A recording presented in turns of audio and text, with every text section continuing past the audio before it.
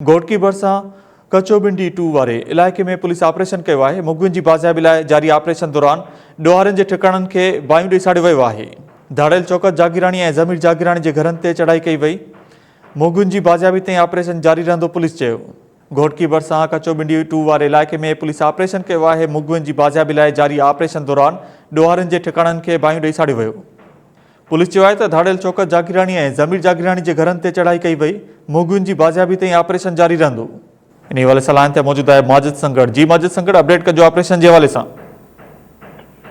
जी बिल्कुल, ये घोटकी भरिसां कचोबिंडी 2 जे कचे वारे इलाइक़े में मुगवियुनि जी बाज़ियाबी लाइ ॾोहारियुनि जे ठिकाणनि ते पुलिस चढ़ाई कंदे केतिरनि ॾोहारियुनि जे ठिकाणनि खे बायूं ॾेई छॾियूं आहिनि।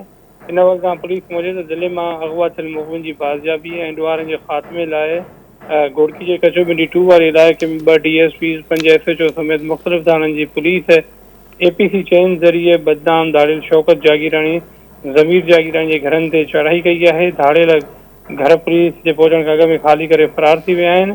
जंहिं महिल पुलिस ॾोहारियुनि जे घरनि खे ड्राई फट करे छॾियो आहे। उन खां पोइ ॾोहारियुनि जे घरनि खे पुलिस बायूं ॾेई छॾियूं आहिनि। इन वक़्तु SSP घोटकी अनवर खेतरान मूजिबि त हीउ ऑपरेशन मुगवियुनि जी बाज़ियाबी ऐं ॾोहारियुनि जे ख़ात्मे ताईं जारी रहंदो। वाज़े रहे त घोटकी जे कचोबिंडी 2 वारे इलाइक़े में ॾोहारी आए ॾींहं माण्हुनि खे अफ़वाह ऐं जेको आहे इलाइक़नि मां चोरी करे रहिया आहिनि। जंहिंखां पोइ हिन वक़्तु पुलिस प्लान तहत कचे वारे इलाइक़े में ड्रोन कैमराउनि ज़रिए ऑपरेशन शुरू करे रही आहे। जी वॾी महिरबानी अपडेट करण लाइ माजिद संगड़।